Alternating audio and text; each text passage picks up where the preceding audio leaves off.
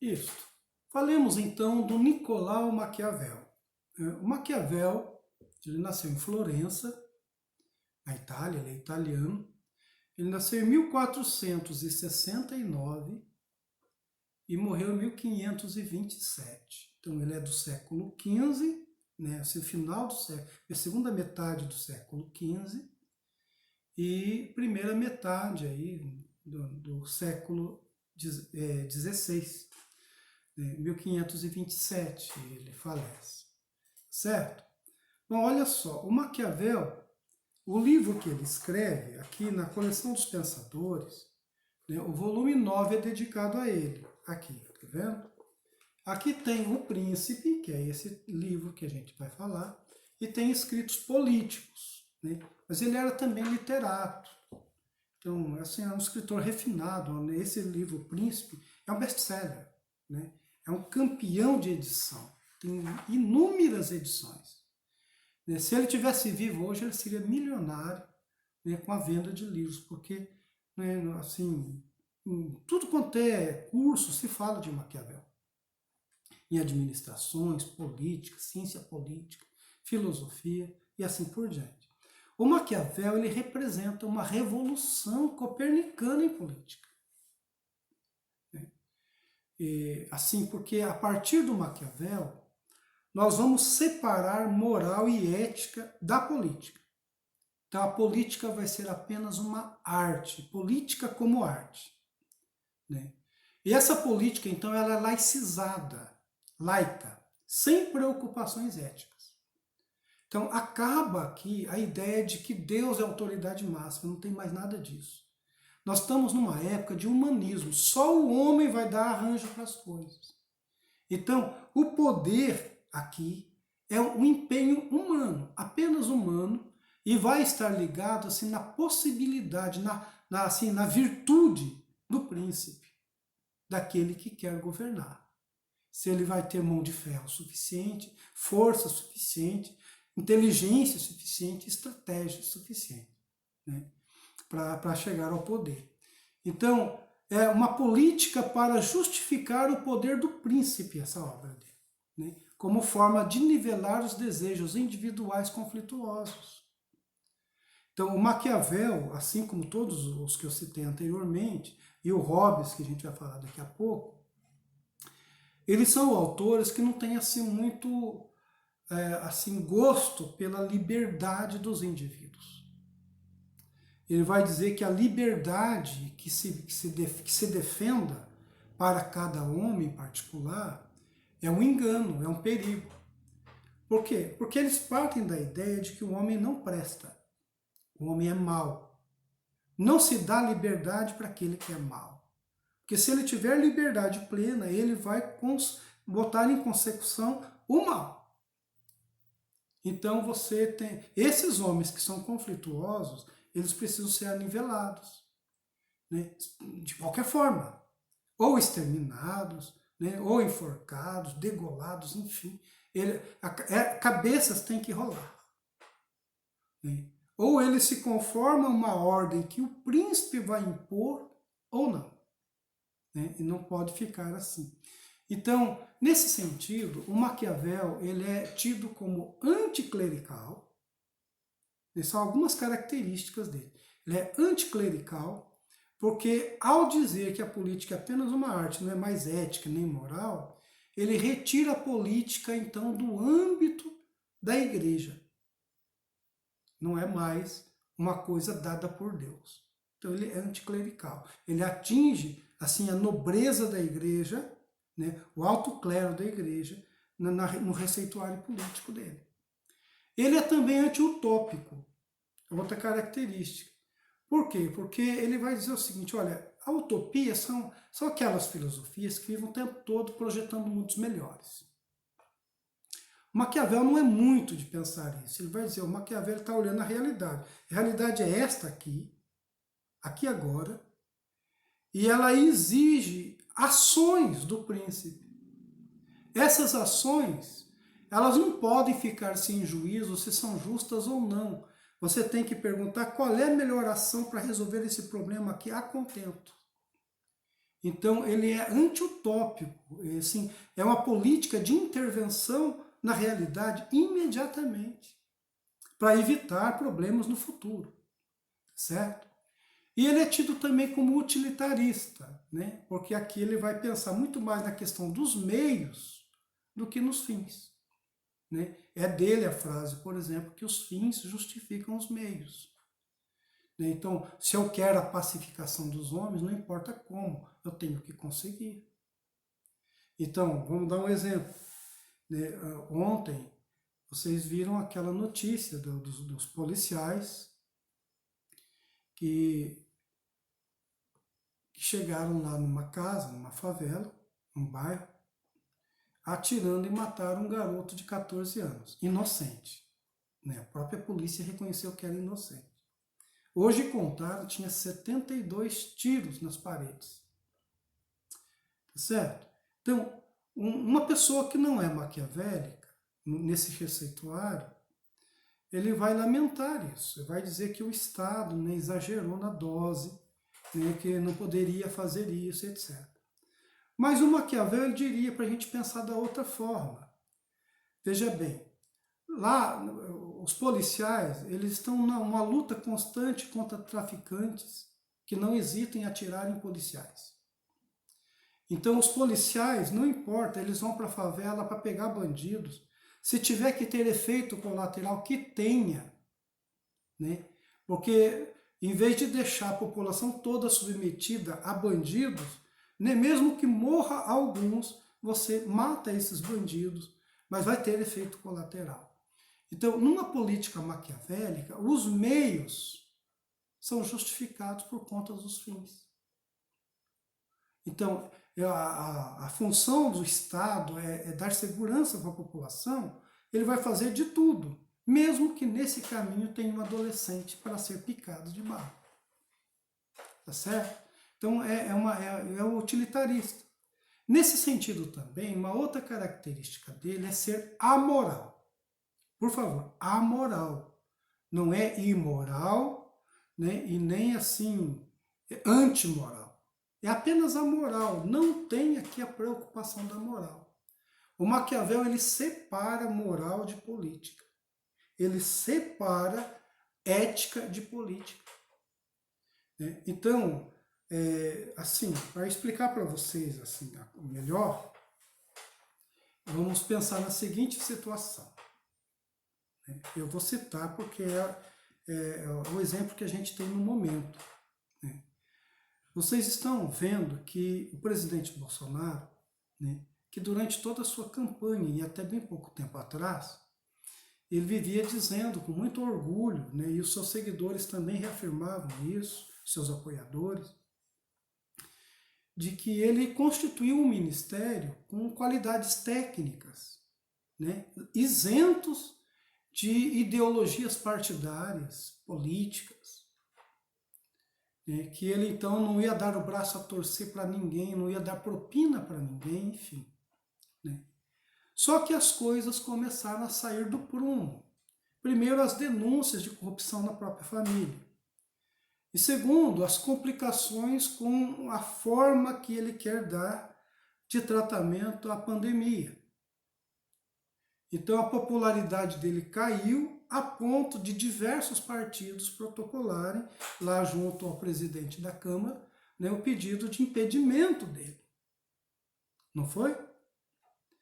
Então ele se viu, né, e agora também sendo investigado pelo Supremo, e com a queda também da existência do Sérgio Moro, que era assim, um apoio, né, grande, né, assim, questões morais e éticas mesmo, assim, que o pessoal imaginava, né, os seus apoiadores imaginavam, não é o meu caso, não penso isso.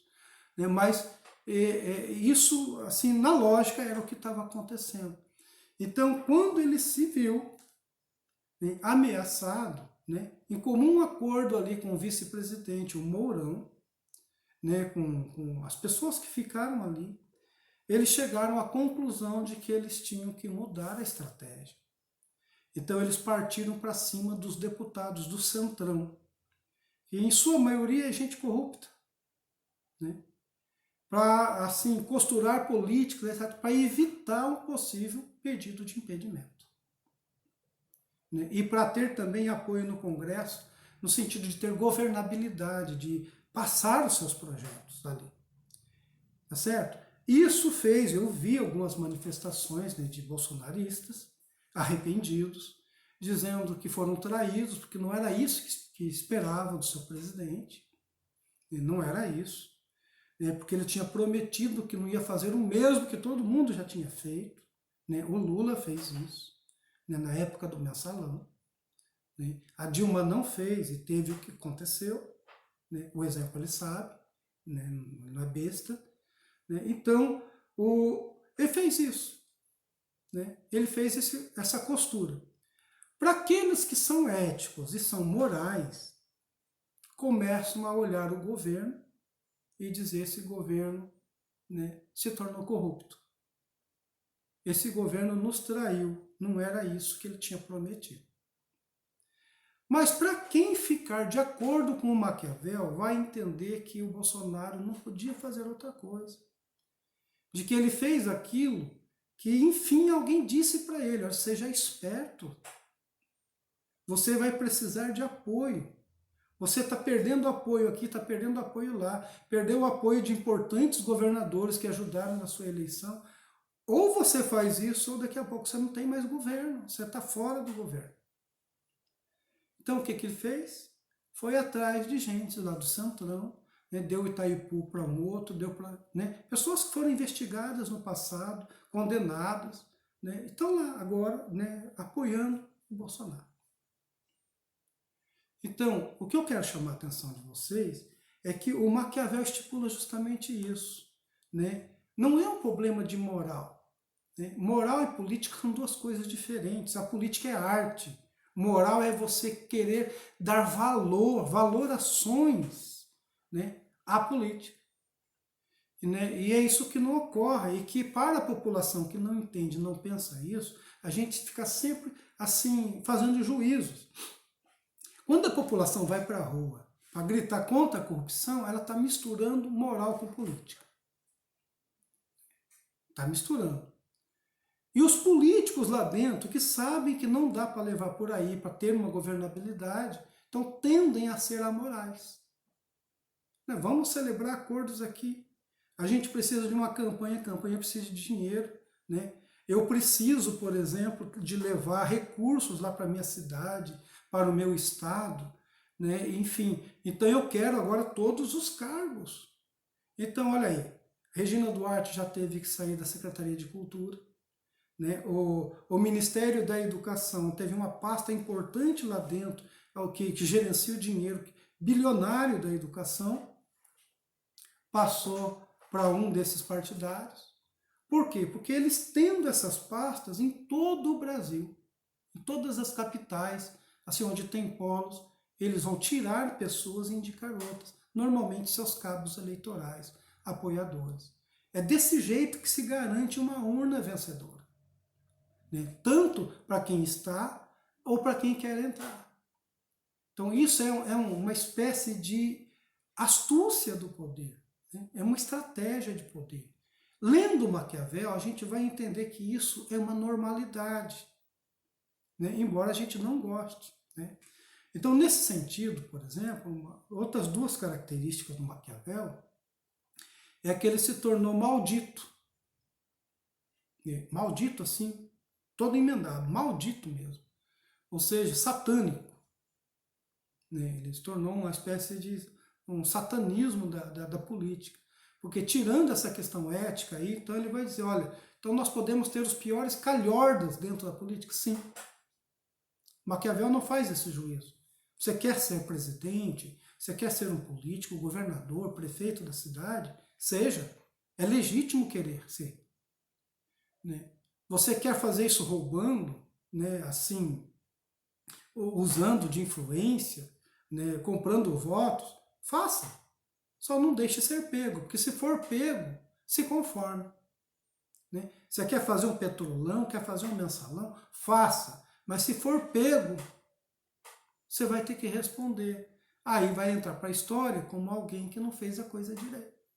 Né? como agora o Flávio Bolsonaro, né? Fazia o esquema das rachadinhas lá para poder ter dinheiro para cá e para lá, para poder pagar as contas que tinha. Né? É legal fazer isso. Faz, pode fazer. Inclusive no passado, o próprio pai dele falava isso. Né? Tem um vídeo dizendo, olha, você vai parar na Papuda e eu não vou tirar você de lá. Né? Então, o esquema existia. Mas foi descoberto, tem sempre um inimigo, um delator que faz. Como agora, por exemplo, aquele que presidia a campanha, o Bolsonaro está assim, entregando provas contra o Bolsonaro. Então, é a história. Se você confiou aqui, o Maquiavel vai tratar disso tudo nesse livro. Né? Você tem que saber quem são seus inimigos, quem são seus amigos. E mesmo sabendo quem são seus amigos, não confiar inteiramente neles. Os amigos podem se tornar inimigos depois. Então, isso aqui faz com que o Maquiavel seja maldito, uma espécie de Satã mesmo da política. Né? E também, de uma outra forma, ele é também maldito no sentido assim, separado, né? Maldito, no sentido de que é mal compreendido.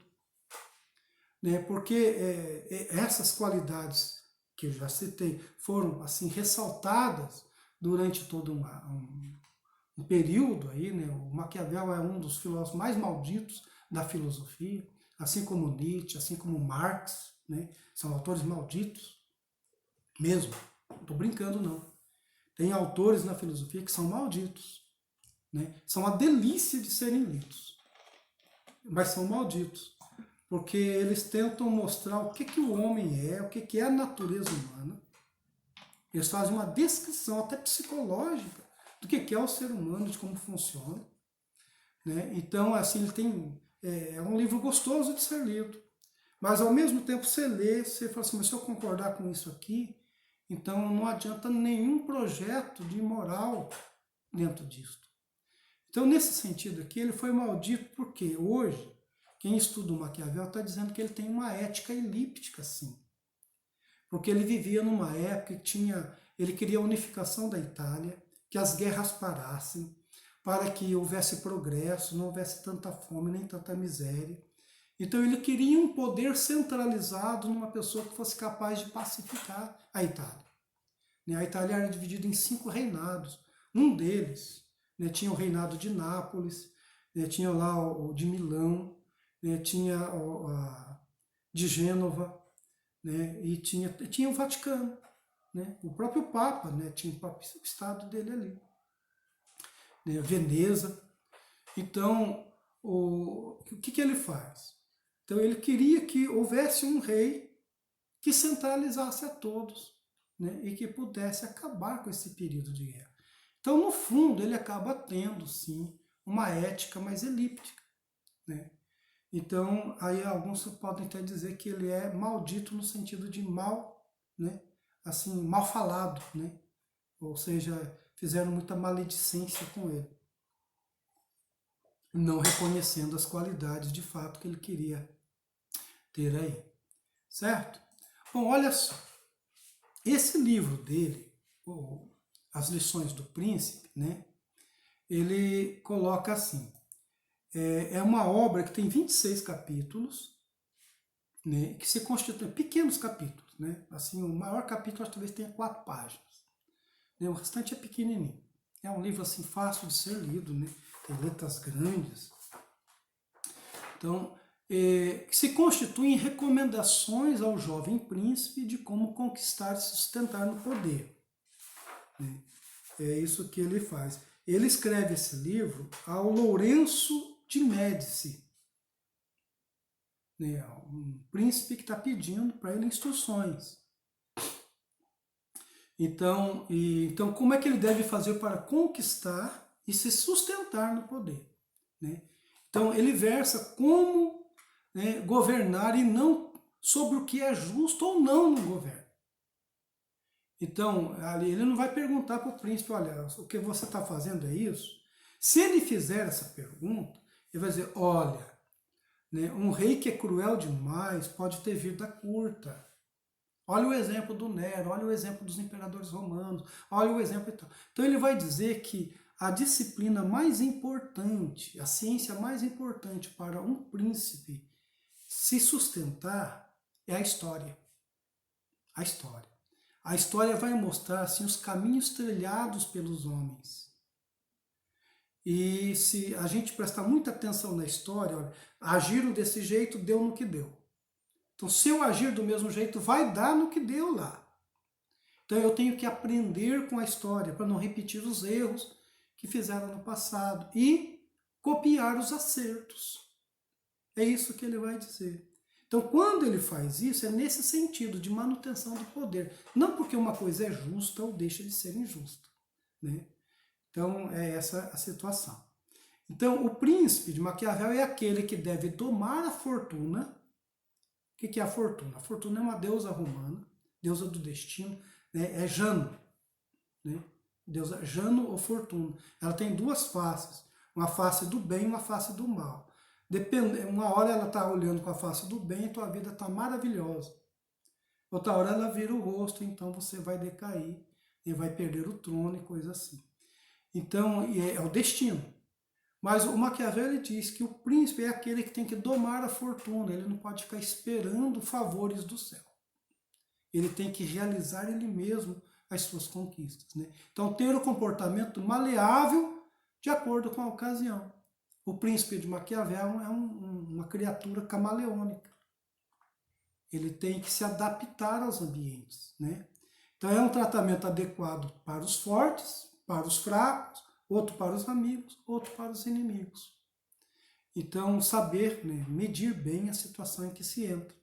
Tá certo? Vamos parar aqui um pouquinho e já nós continuamos.